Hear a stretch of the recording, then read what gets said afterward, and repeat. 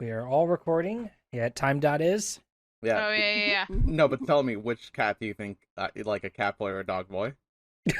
Dog boy. Do you think We I'd be, already like, said dog boy. But dog boys are so, like, variant. Like, am I, like, a pit bull boy, or am I, like, a Boston Only you Terrier can know boy? your own persona. This is something you have to decide.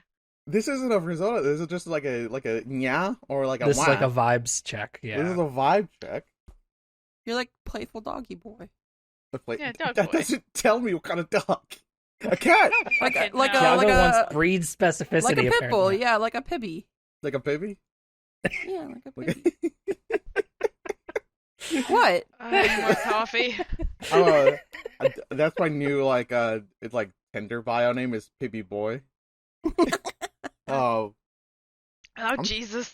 The quote of the day from time.is is age Yeah. is a case of mind over matter. If you don't mind, it don't matter. exactly. That's why we're Satchel all Page. Pibby. I fully mind all the time, and that's why I have to take anxiety medicine. That's real Pibby Boy energy. Nothing matters except for fun. So what time are we clapping? You All right, really Please yeah. don't should. say it like that. We should do that right now. What right. time are we clapping?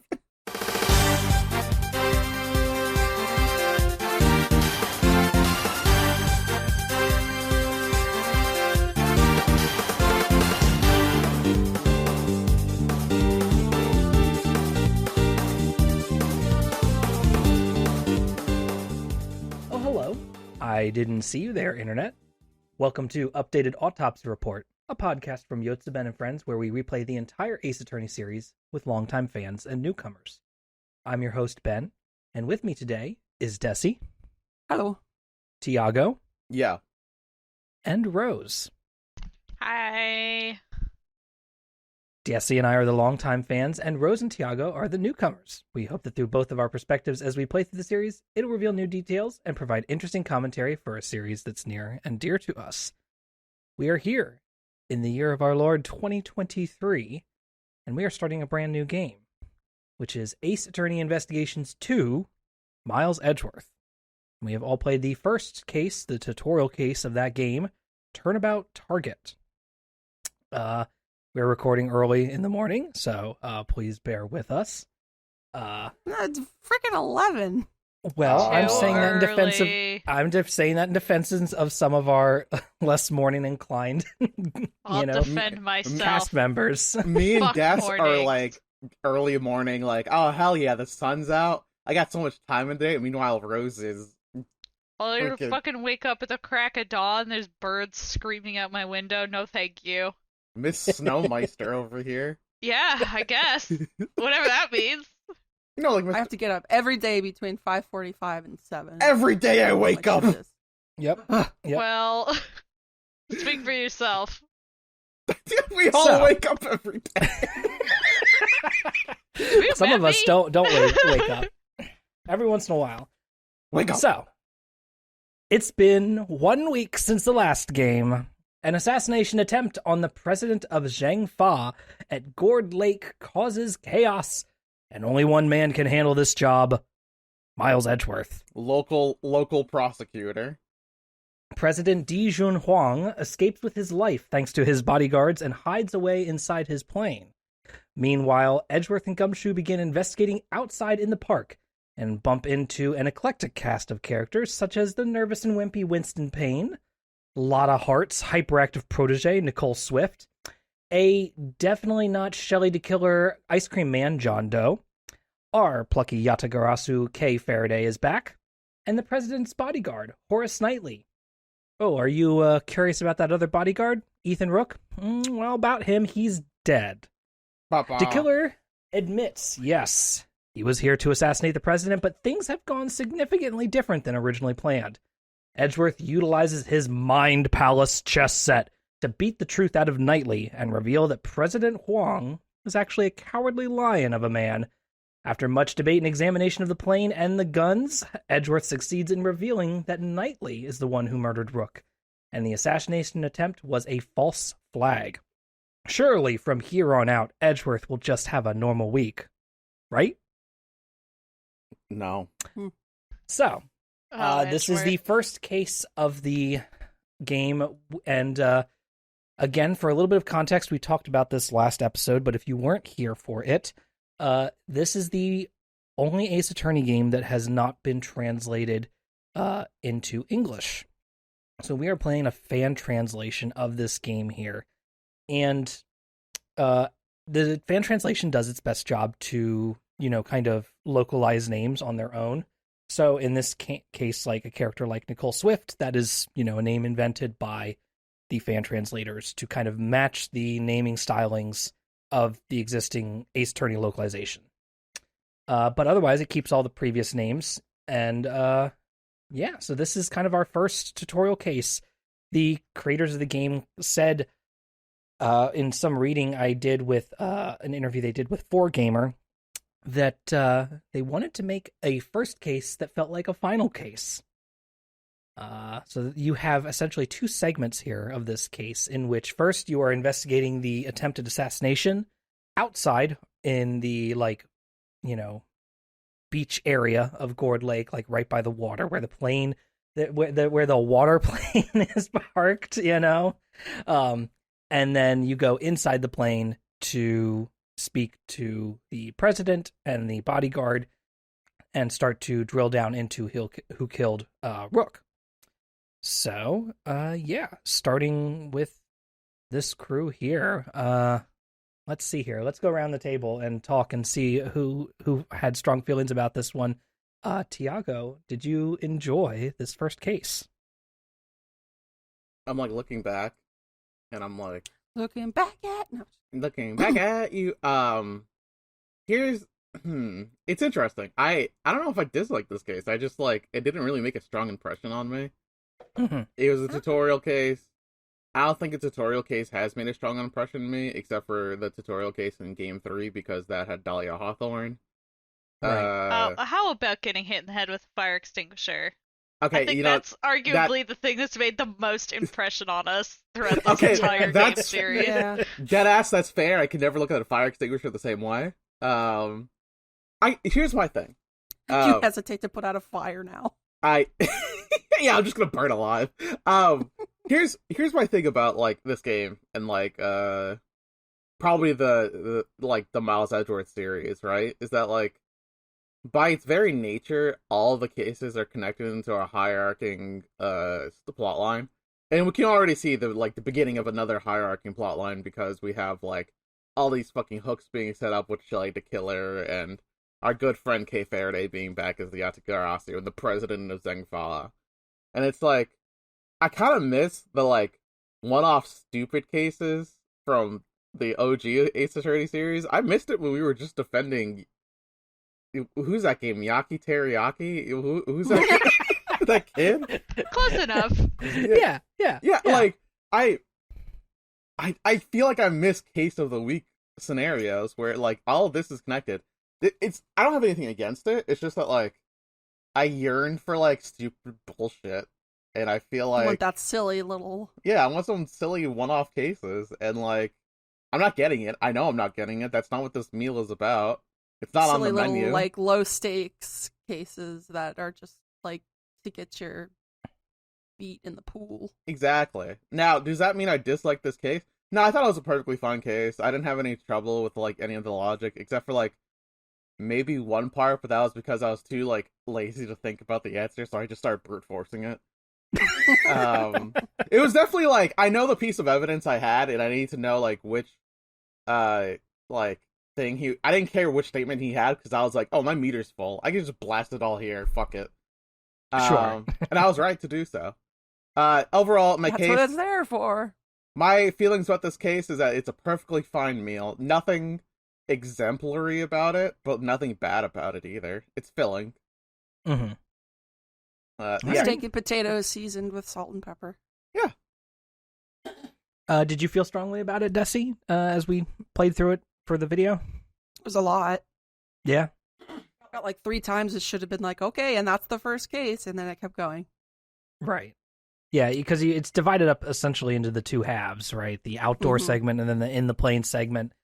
But even then, the outdoor segment has, again, also two halves in which you are examining the left side of the stage and display area, and then the right side. So you kind of have to break all that up and then divvy down into each little investigation segment. But did you? I guess I understand. Like they wanted this to be like directly after the last one, but like when you have time between when you finish that game and then the next game coming out, it doesn't like hit the same way. Mm-hmm. What about NPCs? Did you enjoy any of the new characters that we met here in particular? No, I don't really have any feelings one way or another. There wasn't anybody that was like, oh my god. I mean, Shelly, aka whatever. Shelly the Killer. The Killer, dude. Shelly the Joe. The Killer. Shelly the John. Shelly the John Doe. In his little pink ice cream outfit was cute. The animations for that were really good, I thought. Yeah. Mm-hmm. But I don't think anybody else I was like particularly like blown away by. Was Huang? Yes, the president. Yeah, the president. After all his Botox wears off. Oh my After God. he deflates. Yeah, when he deflates, I was like, oh, he kind of cute like that though. Alrighty, well, yeah. Rose, how did you feel about this case overall? I thought that it had some interesting bits to it. Completely blindsided by logic chess. Just was not expecting that to a whole be new game mechanic to show up. Yeah, the thing that was going to be happening to me. So very 90s though. Yeah, it's pretty funny. I wish it didn't have a time limit because I hate time limits, but also like, yeah. What can you do? Shout out to Rose and I having timer anxiety. Yeah, I just don't like it very much. I like to think about it. Can't you just hit like the pause button? I really liked seeing Shelly. That was fun. It's nice to see him again. He's still cool. He was pretty sick in this, honestly. Yeah, a weird way. I was like, wow, they made him like really cool. Okay. I thought some of the animations and character designs, while they weren't as like bonkers as you often get in Ace Attorney, I thought they were pretty nice. The president, like when he deflates, like Des was saying, it's it just kind of felt like the air came out of his balloon. And there's like a little animation where he tries to like push his cheeks back up into the like previous like serious lion face that he had. And then they fall down and he looks sad. I thought that was cute. Knightley had some fun animations, like a little bit of a revolver ocelot moment. Right. Here and there. Extremely. Yeah, that was wild. He just started spinning that gun and I was like, oh buddy. I actually said come the fuck on as soon as he started doing it. I was like, Yeah. okay. I'm pretty sure we all did when we played it the first time. Yeah. We're like, whoa! Whoa. Is that a motherfucking Metal Gear reference? And also Knightley just keeps firing bullets like right up against his forehead, just barely missing himself. Yeah, that whole like animation, he's which is very fun. clearly like American coded, which is funny because this is America we're in Japanifornia right now.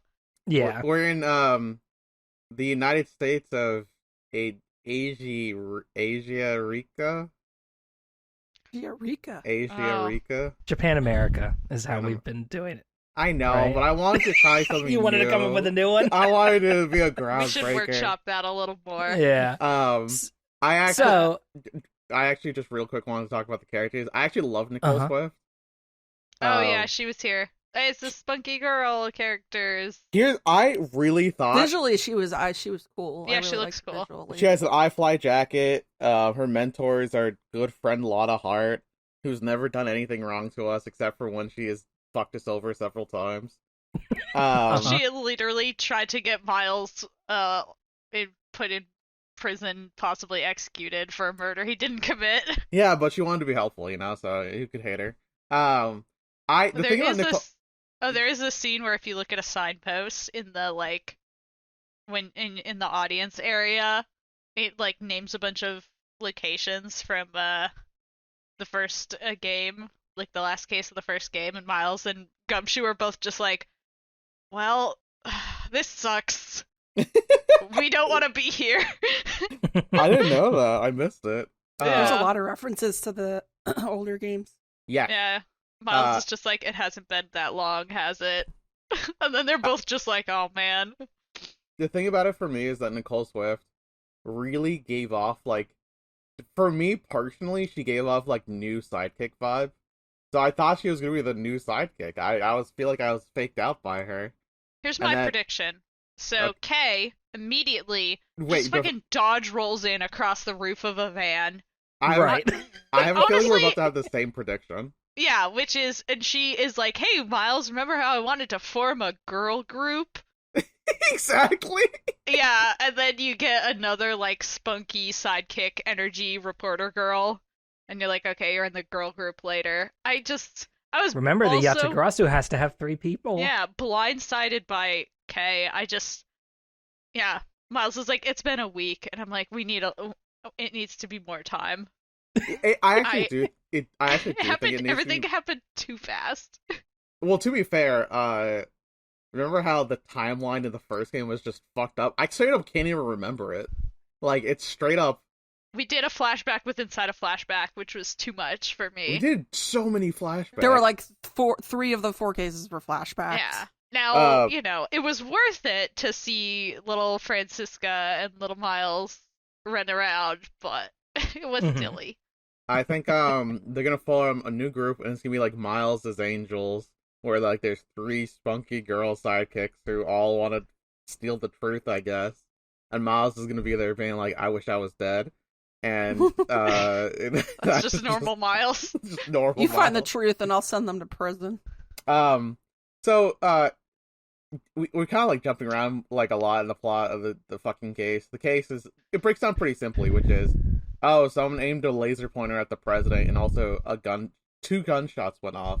What happened? Someone shot the giant steel samurai balloon and almost shot the president. But then, like, you find out that the laser pointer was a diversion because Nicole Swift was bribed by the Zhangfa embassy to bring a laser pointer to a rally, which is actually kind of insane if you think about it. Yeah, Like, that's Why did you ever agree to this? Well, That's so nuts. she wanted a scoop, and the Zhangfa embassy goes, "I'll give you an interview with the president if you point a laser pointer at his head at a rally." I would never. That seems normal. That's how you get killed. She then later goes on to say, "I swear to God, I didn't know what was happening. It was like no one told me it was gonna be a murder." Like, You knew what was happening. she has no higher level functioning thought. There's no way that she has ever been introduced to critical thinking, because I guess not. anyone who is able to do 2 + 2 = 4 could see laser pointer plus president equal assassination attempts. Now, we do this whole rigmarole of like trying to find the person in the red hood, and there's 2 red hoods. There was Nicole Swift and John Doe, aka Shelly the fucking Killer. And like Shelly the Killer's like, "I wouldn't use a gun. Knives are cooler." And I'm like, okay, He's man. like, I am but a So simple ice cream salesman. Shelly love- Killer, you're so cool.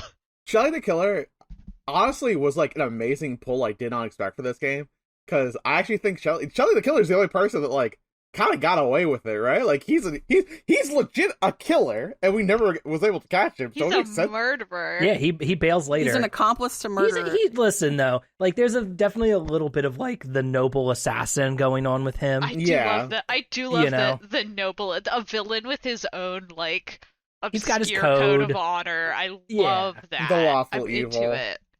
The thing that I love most about Shelly the Killer is that when you talk to him, and he doesn't show any of his emotions, but his ice cream starts melting when he's sweating, you know?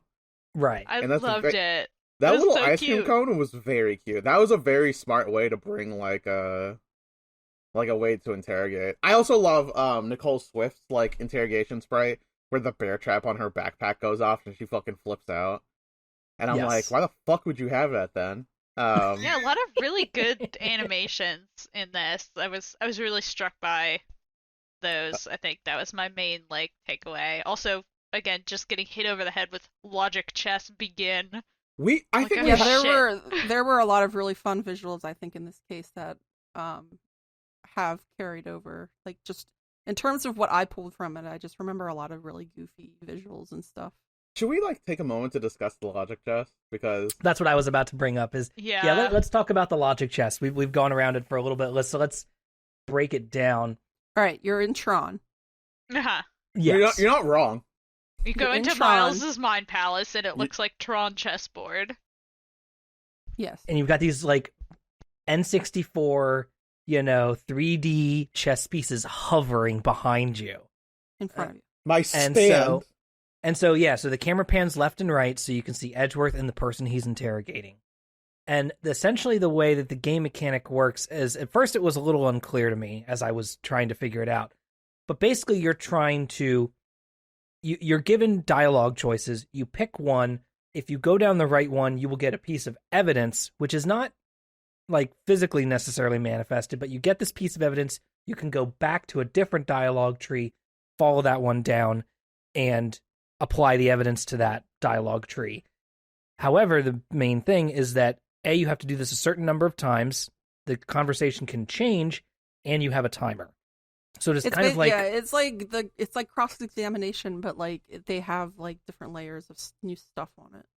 Right. There's almost like two layers to it, where you choose the first option, and then once you've chosen that first conversation option, there are then two options within that to answer. And if you have a piece of evidence, one of those is going to like essentially break you through to the next conversation piece. Yeah, and it goes based on like how like emotionally charged the person is at the time, whether you keep talking or if you just let them keep talking. Right. So if they're angry or upset, sometimes you will need to back off and just let them calm down. And if they like show weakness, then you want to push through and utilize your piece of evidence at that time. So there's a little bit of watching their language and their animations and their sprites. It's not too hard, but what's really great then is then after you break through, they have, like, say you have two chess pieces, they have two chess pieces as well.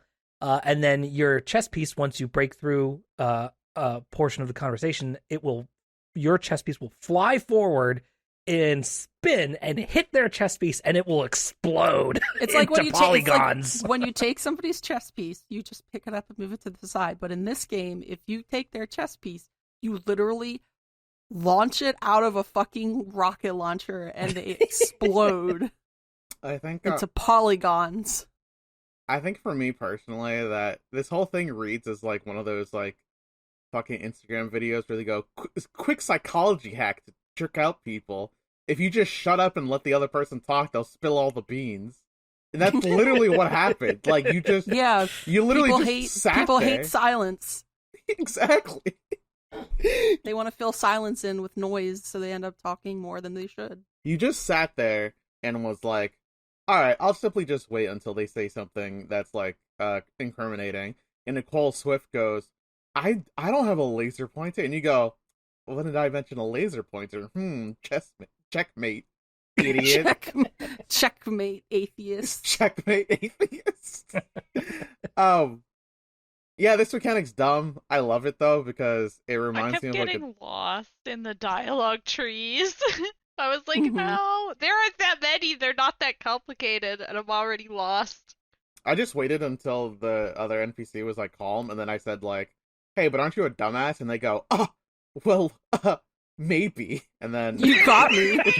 and then their fucking chess piece dies or whatever. It's a strange mechanic because there's really nothing like it in Ace Attorney.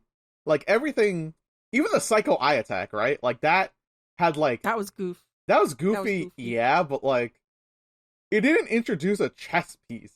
You know what I mean? Like all the other mechanics in Ace Attorney have been like so far. Well, never mind. I actually just remembered the fact that we read people's minds with the Magatama. There's literally multiple cases of actual magic. Yeah, this is just Miles is weird. I think Miles just really loves the mystery of chess boxing by Wu-Tang Clan, and has been thinking about that for a long time. I know you're making a bit, but there's literally no way Miles Edgeworth has ever listened to Wu-Tang Clan. That man has never heard a single You're verse so of rap right. in his life. You are so correct. I know what I really wish. Like, if he was a JoJo character, his stand would be the mystery of chess boxing, and then like he'd fucking kill the other person in court. Like Nicole Swift says, like, "Oh, this is just like the Wu-Tang Clan song," and Miles Listen, Edgeworth Miles is like, Edgeworth, "What kind of Miles clan Edgeworth is this?" is the kind of guy who everyone would say, "There's no way that this guy likes the Steel Samurai," and here we are. So what the fuck do you know? Oh, good point. Well, like, he likes the Steel Samurai because the Steel Samurai in and of itself is kind of like old-fashioned, right? Because it's a samurai. It's a champion of justice. He's a champion of justice. So, like, maybe if he could just... Do you think Miles Edgeworth would watch, like, old kung fu movies? Maybe that's how... No, he just likes Sentai. He would just what? He just likes Sentai. I know what you said, but my brain is poisoned. I know what you thought I said. My brain is poisoned. Oh. Yeah, I know. I wish he listened to Wu-Tang Clan. Now, Phoenix, though, that dude fucking loves Wu-Tang Clan. I could feel it in my bones. He plays it on the piano at the club. He plays and crash rolls everything around me at the Borscht Club. I grew up on the crime side, the New York Times side. Staying alive was no job. Okay, we gotta go back to Miles Edgeworth. Yeah, we're getting off me. Okay, Miles Edgeworth. Losing ourselves. Miles Edgeworth loves 3D chess. All right, the only episodes of Star Trek he watches is where they play 3D chess. For some fucking reason, I was really focused on the fact that the enemy had different chess pieces. Like, they had a horse and a rook, and I was like, does this mean anything? Oh, a knight. Horsey. A knight, my bad. I was really looking into the meaning of why they had different chess pieces. Like, why did I have a pawn and they had a knight? And I was like, does this matter? Is this like a hint for what I'm supposed to do? Should I, like, think No, about I this? wonder if it has something to do with the fact that, like, any piece can take any piece. So even though a rook is technically, like, less powerful than, say, like a rook or a bishop or something like that, it's still possible to overcome. That's true. I was just reading into meaning that clearly was not there, because at a certain point I was like, fuck it. Let me just blast through this thing with the power of brute force. I thought that too at first, and then I was like, oh, never mind. That's not important at all. It's literally just a visual. Yeah. It's a I strange was so ability. focused on the buttons because I was like, I'm running out of time. So, like, I didn't really get to That's where look the at the stress comes pictures from, because much. you sometimes, you have to wait for them to do something, or you have to wait for them to talk, and your timer's still going. Just, like, trying to pressure you into making a mistake. The timer actually only runs when you're in this, like, button select screen, but Mhm. that's not what my brain tells me. My brain tells me the timer is running all You're the on- time. You're on the I clock. know that's not true, but blah. Hopefully they don't make me do that for too long. Oh, get So they ready for introduced the this rest whole- of the game. Yeah. So they introduced this whole new chess mechanic. You use it on, as you're in this outer area here, basically. And the main, like, conceit of this outer area is tracking down the person in the red hood, you know? And as you are, like, all the evidence is pointing towards Nicole Swift, and you are about to take her in, and then Knightley comes out, one of the bodyguards of the president, and he's like, well, hey, hang on. The president's safe and all that stuff, but so I can give you the good news is that, Nicole Swift, she's not guilty of killing the president. Unfortunately, Yay. though, Rook is dead, so she probably killed Rook. Oh. And then Shelley the killer is like, well, hang on 1 second here. I don't think this is over yet. And he puts a knife to Knightley's throat and threatens everybody and says, all right, Violent. we gotta go inside the plane. We gotta go inside this plane. We gotta figure this out, because I want Miles Edgeworth to solve this, because something's not right here. He's like, this doesn't strike me as correct. I don't think Nicole did this. And you're like, oh, to kill her. Oh, you're kind of all right. What's going on here? This is the second time he has coerced a member of the court to solve a crime. Yeah. This is the Good for second. him. Why does he keep doing? Like, every time he does a murder, he's like, "Oh, by the way, please send me either one prosecutor or one attorney to solve this. Otherwise, I will kill again." Yeah.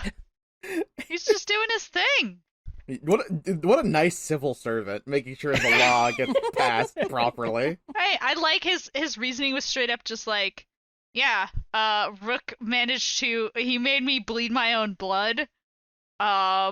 So we're gonna find out. He doesn't deserve to die like this because he was such a cool guy.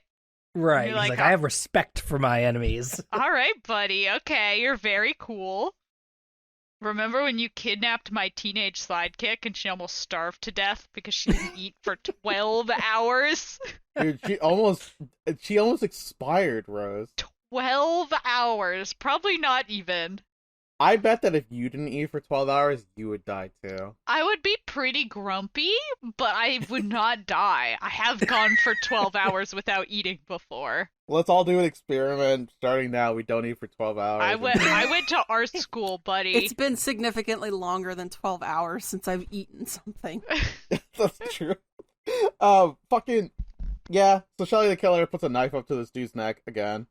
And we head into the plane. And we head into the plane. Horace Knightley, very important note, has a neck brace on. And the reason he has a neck brace on is because this is the second attempt that Shelley has tried to kill the president at. And before, Shelley apparently, gripped Horace's neck so hard he required a neck brace. But then Ethan Hrook managed to, shoot him in the arm. And that's why his left arm is out of commission. And that's why Shelley the Killer is like, Ethan Hrook is the hottest man on this side of the Gourd Lake. And I'd be damned if Miles anyone Edgeworth kills is him. also on this side of Gourd Lake. Yeah, but every time Miles Edgeworth holds a gun, he thinks about elevators and passes out, okay? So, That's true, yes. He's a very, like that. He's a wayfish man. He's not someone who has constitution, I would say. He's all shoulder pads. Nothing but shoulder pads all the way up. We get onto the plane. We investigate some more. Nicole Swift is there and is like, don't let Horace Knightley take me away. I know I pointed a laser pointer at the president, but I didn't do it, I promise. And you're like, I believe you, reporter girl. Also, I don't even know if Miles knows her name. Maybe not. Maybe not. Gumshoe's outside because he's getting the cops ready to try to pincer around Shelley the Killer. You know what fucks me up? Is that when you're investigating the plane, there is a lever on the table that goes to a trap door that releases from the bottom. Why the fuck? That never comes up. They never talk about the trap door again. Yeah, it's just supposed to be look how cowardly he is. He has all these escape plans. In case something goes wrong. They introduced a trap door and I didn't get to use it. What the fuck? Yeah, what? Don't put a trap door up on the mantelpiece if you're not gonna. This is the trap door. You can't just introduce Chekhov's gun and then go, "Yeah, we'll never fire that thing." That fucks me up. It's a trap door. We never use it. Not only that, but straight up, Shelley the Killer says, "Don't hit that lever. I'm standing on the trap door. If you do, I'll kill Horace Knightley." And he doesn't even use it to escape. You solve the mystery, and Shelley the Killer goes, well, no, before you solve the mystery, Shelley goes, I've seen all I need to see. I know the truth. And he just leaves through the front fucking door. Yep. He just fucking dips. Yep. Nope. The lights go out, and he just bails out the front door. And he took he knocks Miles unconscious once again. He gets a cool exit graphic, yeah, though. Cool. It was so cool. I straight up didn't know that Miles was knocked out. I thought he just fainted. This is our podcast time to take a break and say, if you pass out, you need to go to the fucking doctors. Yep. If you got hit in the head by an assassin, please visit your local hospital. If you get hit in the head and you pass out, you need to go to the doctors. If you just pass out, you also need to go to the doctors. Wait, it could be a heart issue. Is that true? Yes. When I was trying to skip school one day in middle school, I lied to the nurse and said I passed out. And she was like... Yeah, there are cardiac issues that can sometimes cause a lack of oxygen to get to your brain, so you pass out. Yeah, she didn't believe me, so I had to continue going to school. Because she was like, did you pass out? And I was like, yeah, totally. And she goes, what did you think about? And I was like, I don't know, I guess I was dreaming. And she goes, you didn't pass out. Go back to class. I have passed out, but only from a high fever, in which case, you should probably go get that checked also. So if you pass out at all for any reason, go see your doctor. Yeah, go get that checked out. Don't assume it's fine. Yeah. Giving out more medical advice than I expected to on this podcast. It's pretty basic medical advice. I don't think we're doing anything. I don't think we're outrageous breaking here. any new. I'm not a doctor, but if something seems wrong, go get it checked out. Yeah, and also, like, don't use TurboTax. I don't trust them. They have a chokehold Hold on. They have a chokehold on the lobbyists who insist that we have to do our taxes a certain way. Fuck them. Fuck TurboTax.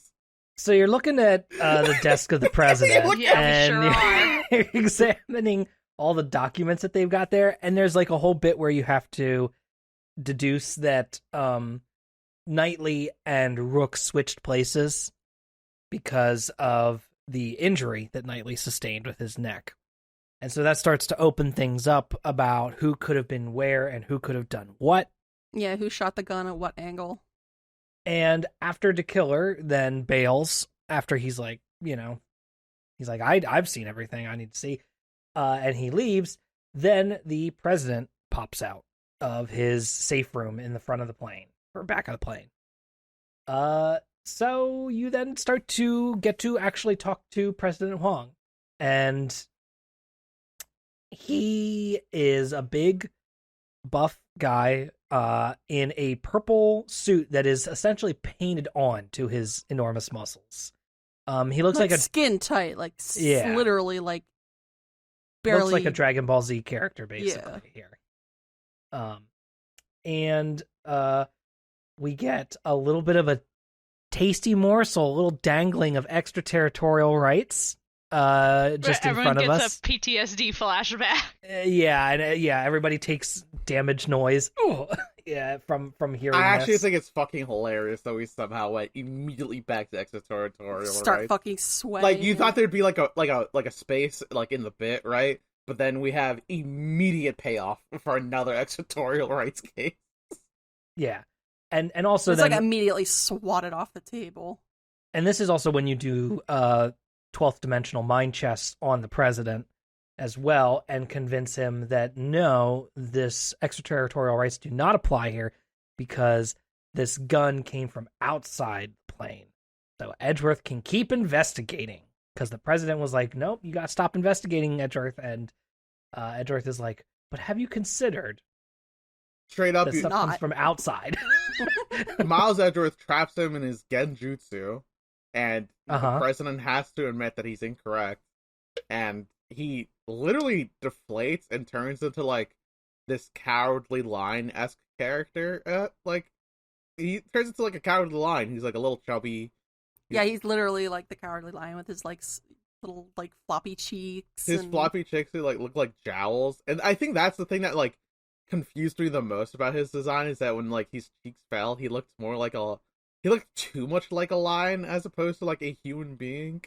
I thought he looked too much like a pulled lion. it exactly from the lion from the Wizard of Oz, like the exact same facial features. Yeah, I thought he looked too much like a lion the entire time. I thought beforehand he looked like a Saint Seiya character. He was just so fucking buff and huge. But his facial structure matched that of a human's, whereas when he deflated, it he developed these jowls that looked like lion jowls, and I was just like, is he a lion? Is he a furry? Is he the first furry in fucking Is he Ace Attorney? anthropomorphic? Is he anthropomorphic, Your Honor? So I actually like this. It's fun when the character has a breakdown, and their breakdown changes their design. Right. It's nice, it's cool, and then the president is like, yeah, I'll admit it, we faked the assassination so I looked cool. And I'm just like, are you fucking kidding me? A dude died. Ethan's dead. Ethan, not Agent Rook, Ethan is dead, Yeah. They're like, well, we only fired one bullet to fake the assassination. Where'd the second bullet come from? That had to be Nicole Swift. Obviously, she had to be the real assassin, and she just shot Rook instead of the president. which doesn't really make a ton of sense. No, yeah, it makes But that's zero their, sense. but that's their, That but was- that's their argument. Yeah, oh, she just got real excited and brought her own gun Yeah. and killed him just because? Like, no, buddy, this is not gonna hold up for real. So, yeah, earlier when you first came into the plane, you briefly had to hand over all of your evidence to Knightley for examination, because he's like, you can't bring, your investigation's over. We're taking over from here on out. Hand me all your evidence. We're going to take over. Edward's like, okay. And then, you prove to the president, I should get to keep investigating. And you have the whole breakdown, and it feels like once that it's revealed as a fake assassination that we should be moments from wrapping everything up. But instead we have to go at it with Knightley for like 3 more testimonies with him to really kind of break down all of his counter arguments He just kept against Nicole Swift. and and being like, also- hold it. And I was like, no. I got you figured out. I know what you did. Right. And so the final thing that you really have to kind of break apart here is the switcheroo with the guns. And what happened was when you handed your guns over to Knightley, or your evidence over to Knightley, the gun was included in that. And that is when he essentially did a swap and tampered with the evidence and was able to modify the bullet, and the laser sight on there. He moved the laser sight from one gun to the other because they were the same model of gun. So we have that whole kind of swap here, and you're like, well, you did it when you took all the evidence from me. And that's when you finally start to break down Knightley, and he does like a bunch of gun twirls and fires a bunch of bullets off, and he knocks like a gazillion like references onto his head for his breakdown animation. Like the thinker falls on his head, like a whole bunch of Yeah. items from previous cases. Like conk him out as he's doing his final breakdown animation here.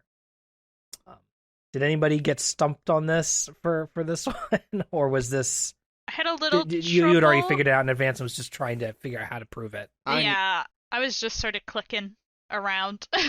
There was I figured it out. I felt so smart during this case. this. Yeah. I was figuring stuff out before Ben and Ira were. I was like, damn, this never happens. So this is the exact moment where like I was like, I know the gun's clearly the like piece of evidence I need to put this man away, but I don't care which statement he's saying because this is probably the last testimony. So I just started mashing it. I just was just like, whatever. The gun fits against one of these statements, and then it worked because I was right. Sounds like, based on what everybody's telling me here, is that this case went on just a smidge too long. I would say that this case went on a smidge too long. Yeah. Like I said in the beginning, I felt like there were 3 parts of this that it would have been like, okay, this is where it's done. And then it keeps going. I think that like having us investigate the assassination attempt of the president as opposed to just having us investigate the death of Ethan Rook from the beginning really made this case be like a little longer than it needed to, because this like we did have to realize the assassination attempt was fake, but after we realized it was fake, y'all just like threw some more shit on top, and I was like, oh fuck, I guess I'll go through this too.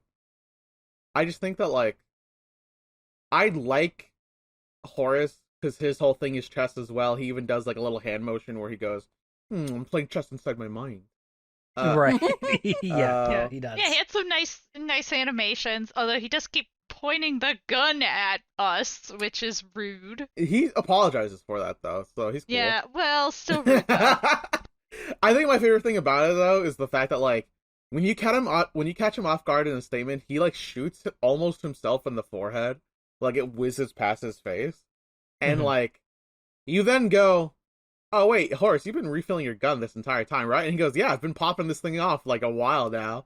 So like we recognize that this man just has a live weapon and has been fucking shooting it during his testimony. Sure has.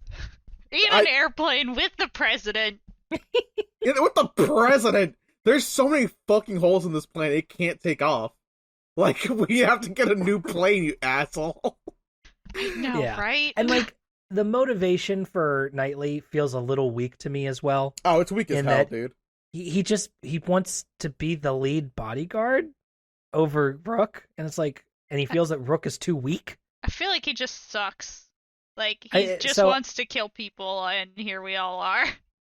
And like we do like the killer was actually out to kill the president. He was hired by somebody to kill the president, but it happened before this actual case that he made that attempt, and that's why Knightley was in the neck brace and all that good stuff. So clearly, we're setting up a bunch of stuff with Zhang Fa still. So I'm wondering if there will be more going on here. You know, like if this is going to be setting up, you know, central plot pieces. Are we going to see Knightley again? Are we going to see the president again? Are we going to see the killer again? I think all those things Probably going to see Agent could Lang be again, likely, right? Wait, Ben, have you played this game before? No. As we described, as we described wow. last episode, yeah, this is my first time playing this case. So Dessy and I, normally I've played every other Ace Attorney game. This is my first time playing this, so I don't know exactly what's going to happen here. Now, unfortunately, due to the fact that I have to prep for this game, and also that I have been on the internet for a long time, there are still some details that I have rough ideas. I've seen character designs, that kind of thing, but I don't know the nitty-gritty details, right?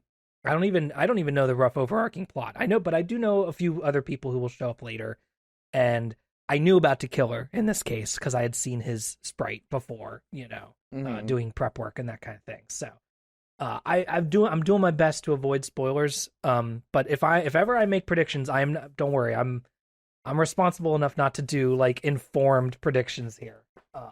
Here's my prediction based off of like nothing. I think the wolf guy from Zhang Fa is gonna show up again in Lang. I think Just said that. what? Oh, I said that, but okay, I think we can have the same prediction. We can have the same prediction. I think somehow we're gonna have to end up like defending Callisto U for some shit. I don't know. Why not, right? Fuck it.